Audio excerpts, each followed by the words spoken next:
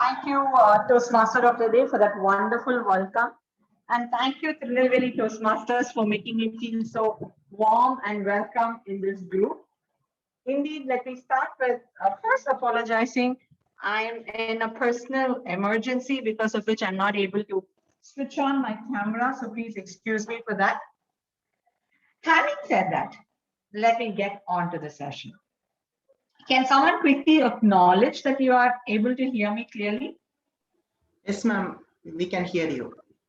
Okay, thank you. Thank you so much, Guru. What I loved about today's session, or rather in specific, the introduction. I don't know how many of you all even noticed, whenever Guru was talking about me, he kept saying again and again and again, our progress.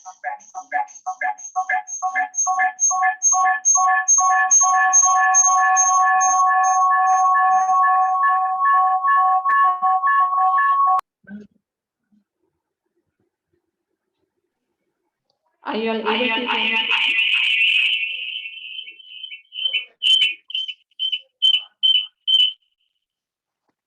Team, I'm so sorry. Are you able to hear me clearly? Yes, ma'am. We can hear you now. I just wanted to switch over my device and there was a confusion. Getting back to the introduction, I love the fact that every time Guru spoke about me, he kept saying, our Arthi man, our PQD, you know, it gives you that sense of belonging and bonding when these kind of words are used. And for me, I think today, if there is something special, that is definitely this bonding that you all have made me create, made me feel by the words that you all used in this particular introduction of yours. Okay, so getting on to the session, I was asked to specifically and being able to deliver the script without any kind of fear. The stage fear is what I had to kind of work on in terms of overcoming stage fear. But even before we talk about overcoming stage fear, I need to focus on preparing a script. Now, there's one question I have for all of you. How many of you have been on stage till now presenting or participating in a contest outside of Toastmasters, within Toastmasters? Give me, some of you just open up and say what has your experience been. Yes, Guru.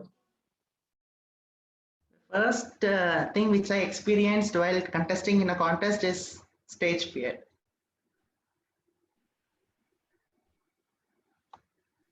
Okay, anyone else? I'd like to add to that. Yes, please. I've participated in a few contests, and even though people say that I look confident in front of the audience or in the contest, I know that I will be having a lot of fear inside me, but I've learned how to control it and how not to show it to people. So that's what I've learned, but the stage fear is still inside me. Okay, that is fair enough. I think what's important, like Kamal says, it is not about not having fear, but as if pretending as if, we don't have fear. So I can understand that. Anyone else? Anyone who feels that they have absolutely no fear at all when it comes to contests or public speaking?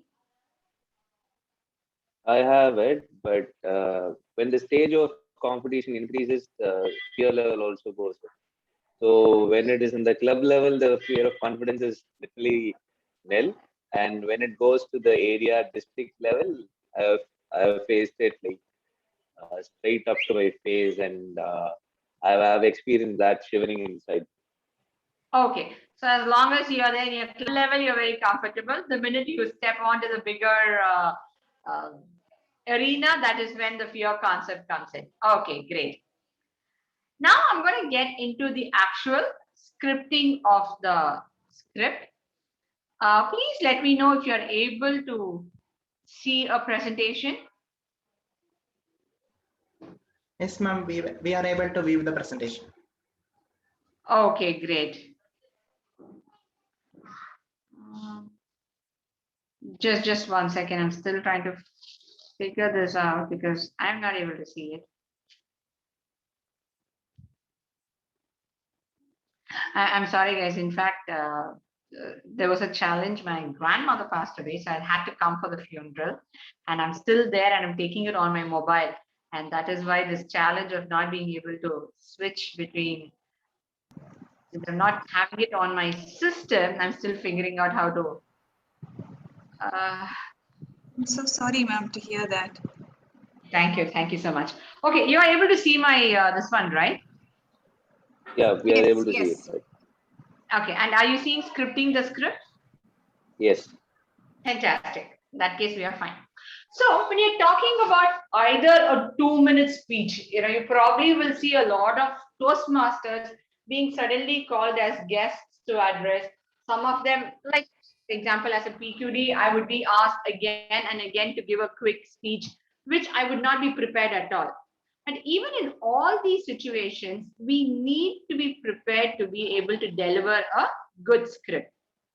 Maybe the story might change, but my overall line and pattern, taking the example of the officers training program, there are 8 OTPs that happen.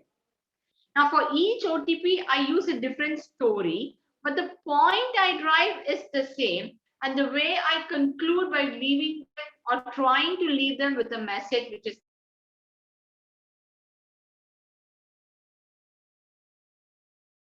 my story, I move on to a particular point where I kind of tell them what is the moral of the story and how I, as a PQD, or we as the district officers, will continue to support the team when it comes to whatever they are doing.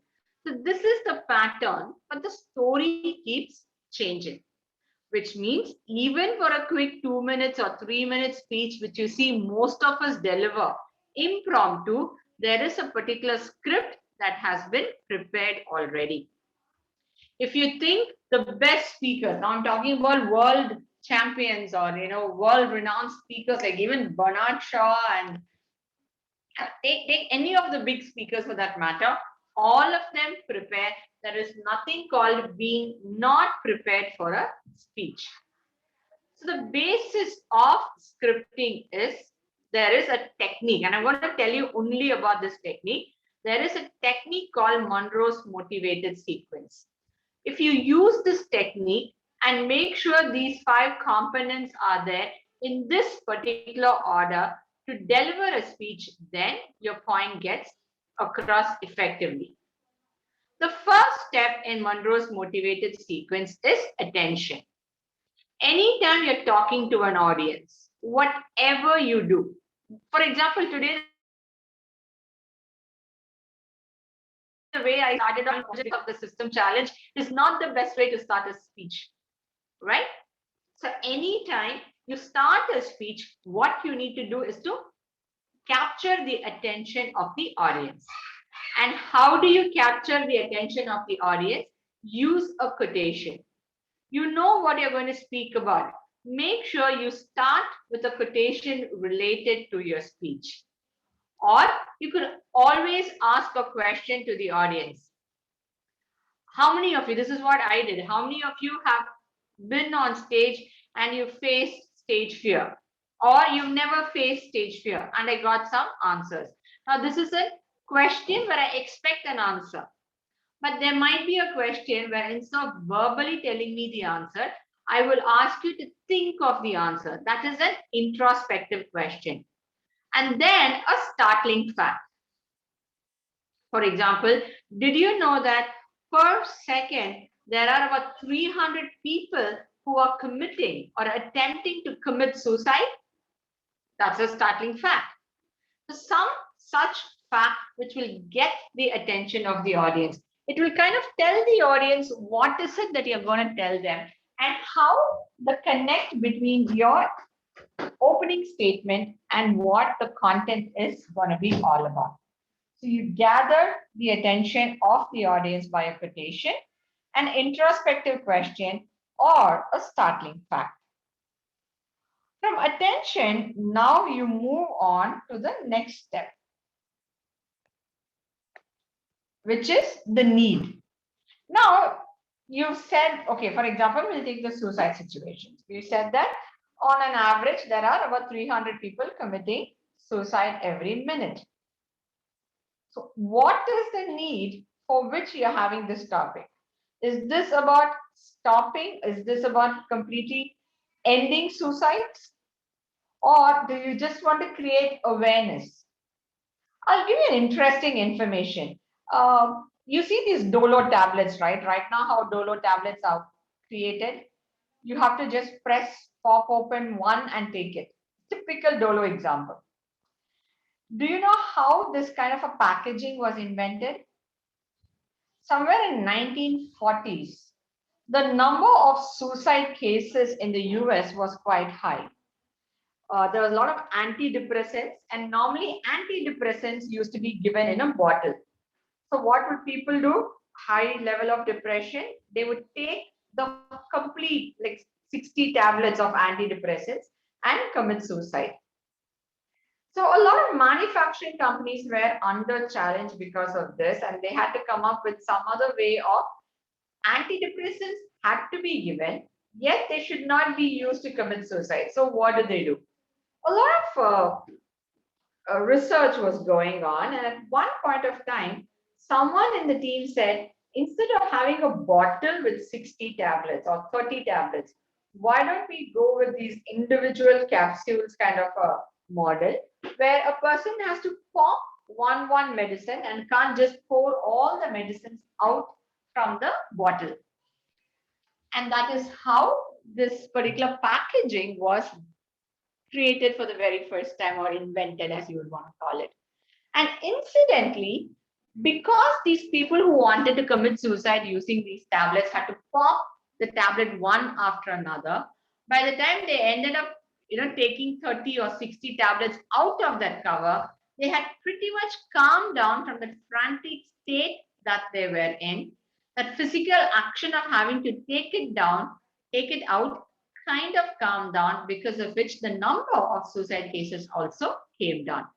Now, this was a proper research done after this packaging was invented. So your need is, what is your need? Are you talking about these suicide cases so that you can prevent suicides together? Are you talking about this so people are more aware of the mental challenges that a person faces? Or is it about a particular action that you want to take?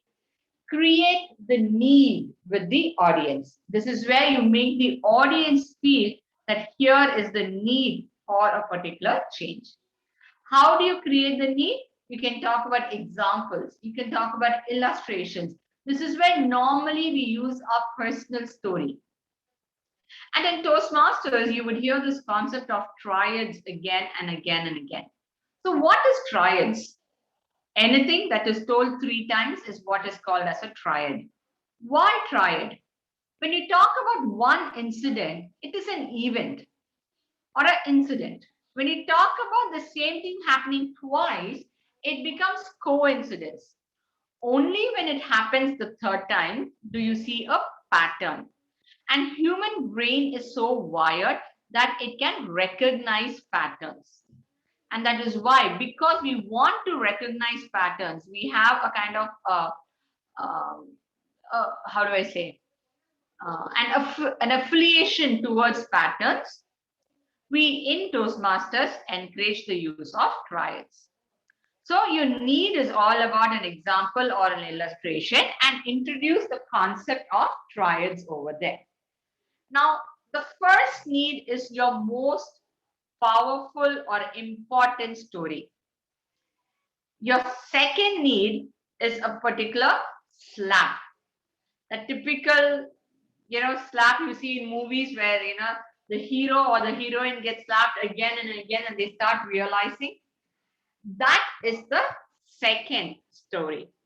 First one, the incident that happened that affected you. Second one is the incident that happened that made you think or start to focus on what the problem was. The third story is always your transformation. It is not enough if you say what problem you face, but it's important that you go ahead and talk about how you transformed from that problem, how you changed from that problem, or what you did to overcome that problem. That is always the third story.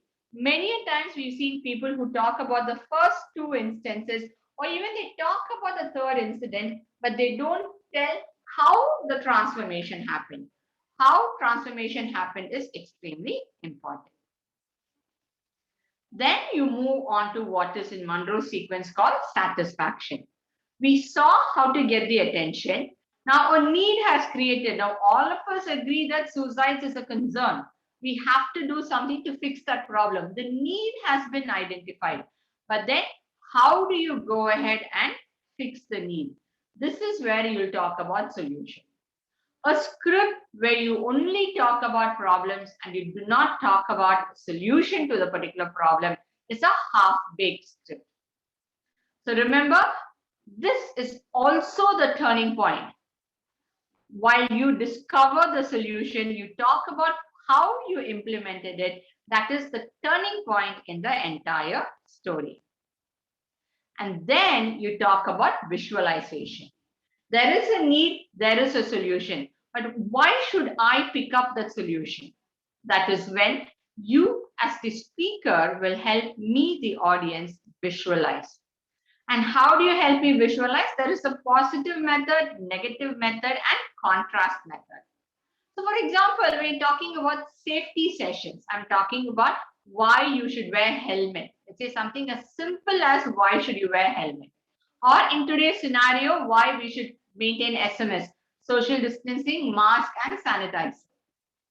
Now here is a positive method. If you maintain SMS, you will be hale and healthy and you will take care of your family for years together. Negative method, do you want to be the next person who dies out of corona and lets the family suffer? Are you going to be that one person who passes corona on to the next 10 people that they meet? The negative method.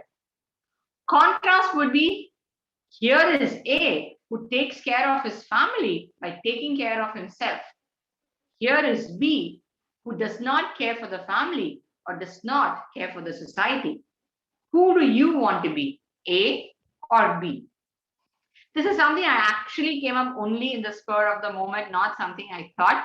So this might not be the best example, but imagine how much of depth you can bring in over here. You want to post a picture of a family that is bereaved and crying because the father has passed away because of corona. It is still an impactful image, but it is the negative method. Positive method, you could look at the entire world corona-free and all of us leading our normal life. That's the positive method.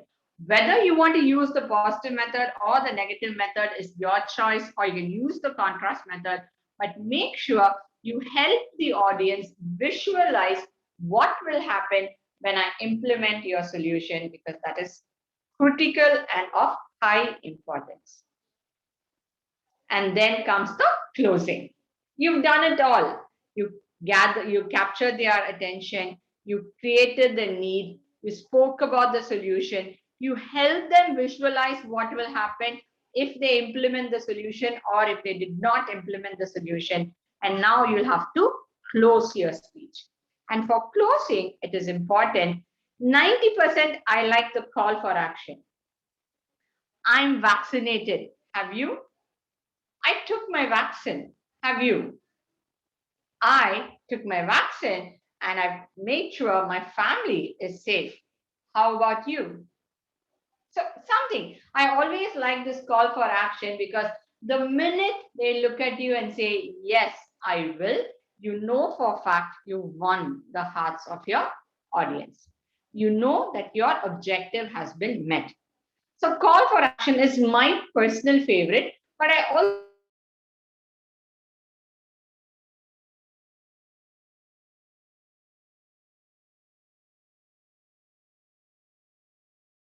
can see a continuity. When you're using a quotation for opening and for closing, make sure it is the same quotation. Sometimes, yes, we go for a different quotation, but 99% the same quotation is what has the best impact. And then comes the introspective statement. Again, I I'm vaccinated. I care for my family. Do you? I'm just leaving that question open-ended. I'm letting you think about what I've said rather than expecting a answer. So that is another introspective statement which can be used for closing. With that, this is the overall structure. Now, this might sound a little too simple or too complicated. It will take some time for you to understand what the structure is. But the more you understand the structure and you start writing, one, the quality of speech will go up. The structure will help your audience understand and remember, and recall factor becomes very high, making you a successful speaker. Now, what is it that you will have to do in addition to following that structure or Monroe's motivated sequence? Very important, research. Know your audience. Know who are you presenting to.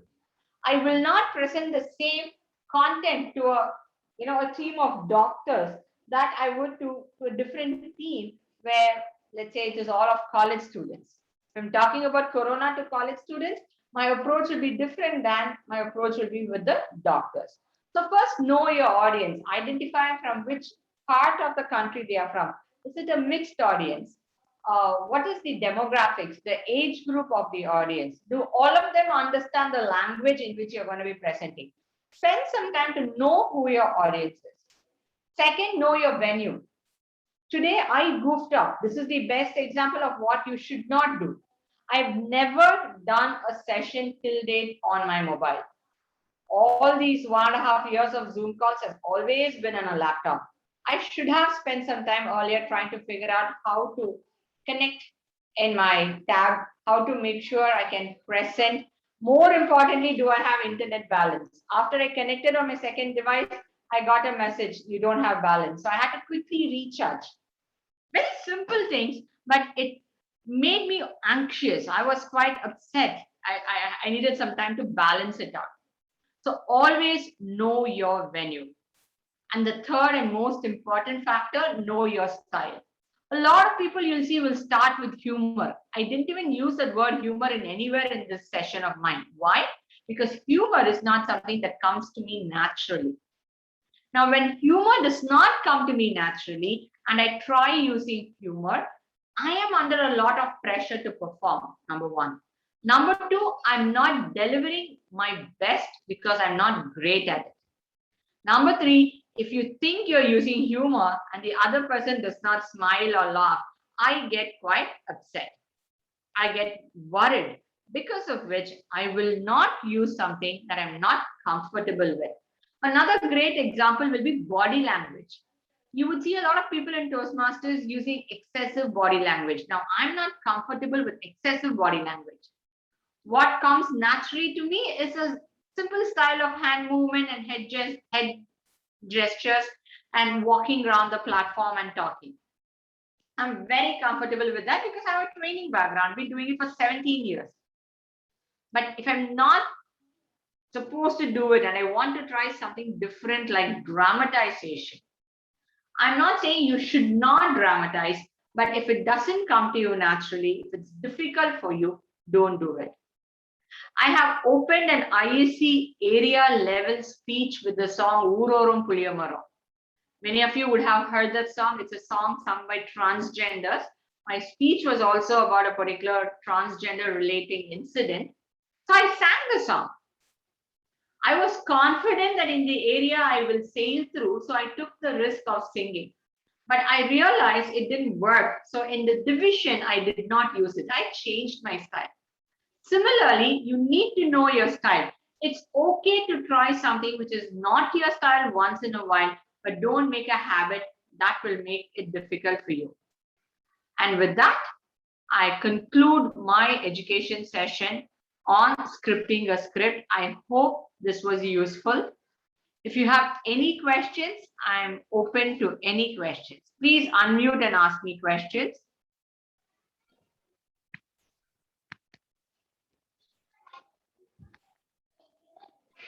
This is Toastmaster Bharath, ma'am.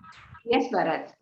I have a quick question. So Yes. in a speech, you were mentioning the importance of including the solution, how to Yes. fix the need so that it reaches the audience in a better way. Am I right? Yes. Okay. By the word solution, do you mean how I handle the situation and made a positive out of it, or the way I approach the difficulty, or the way I approach the need and how it turned out into a solution? Which would be the ideal one? If you want And to be more, sorry, go ahead, Bharath. to be more precise, say for example, on the same topic of this pandemic, instead of giving a solution in the form of going for vaccination or going for self quarantine, stepping out of home only the time of needs, would that be a solution? Or go for co-vaccine, Covishield, that specific mention of solution would be the ideal one, which would be the right way to approach a need so that the audience can connect it. Because when I give a solution, at first I have to step into the shoes of an audience, think whether the solution would really give them some purpose out of it, and then only I have to make them a presentation. That is how I see a speech. So in that aspect, which would be the ideal one? Okay. Bharath, your question has the answer. Okay. Okay. Your solution will be based on the audience. If this particular pandemic, as an example, speech is given at the beginning of the pandemic, where people are not aware and you want to create awareness, then you would talk about it. Or even now, if I would want to create awareness in people stating that, you think COVID is kind of gone down, it is not the case. Some people still believe COVID is nothing but a hoax by the government to take more money from us. So if that is what I want to talk about, then I would still talk about it is true, maintain SMS. But if I'm trying to educate people on the vaccines, okay, maybe I'm trying to see, I have this question, do I go for Covishield or do I go for Covaxin? What are the other vaccines available? So if your topic is about the vaccines available, then your solution will be, okay, for example, if you use COVID, this is it. If you use Covaxin, that is it. Once again, the solution is based on your audience and your need. I'm giving this speech to fulfill this need. To fulfill this need, what is the solution? Okay, I hope I answered your question better. Understood, ma'am. Thank you. And please call me Arthi, not ma'am. Okay, thank you, Arthi. Thank you. I put a young age picture only as my DP and still you're going to call me ma'am. It has been habitual for me to even address a 2-year-old kid as ma'am these days. Okay. Arthi, how important is storytelling? Okay. Fantastic question. Ironic that you're asking this to me, especially because day before yesterday, I did a session on storytelling and I've made it a practice, or I have made it a personal goal that this year, whenever I give a keynote address, there'll be a story in it. I'll tell you why. Not just because I want to get better at storytelling, but stories is something that's been with us right from the Stone Ages. I mean, even before Stone Ages, I'm sure stories were there. From the time we have been recording, stories has been there. So we have an affinity towards stories. Number two, when I'm giving you a fact or an information, you are already judging the fact or information. When I'm telling you a story, you're engrossed in the story and your mind and my mind is in sync. So when I want to convince you of my way of thinking, stories is a powerful medium. It makes it easy for me to grab your attention. Okay. Scientifically speaking, there are many parts of our brain. Okay. You have your limbic brain, your neocortex, you have your frontal lobe. So overall, there are about, if I'm not mistaken, 30 parts of your brain that is connected with you when we are conversing. When I'm giving you a fact, only 2 of those parts are activated. When I'm giving you a story, 11 of those parts are activated, which means I have your attention and it's easy for me to get that attention. Personally speaking, storytelling is an extremely important part of public speaking. In fact, we've started something called business storytelling, where when you're making a business presentation, you use storytelling to convince the audience. That's the importance of storytelling. I hope I answered your question, Nirmala.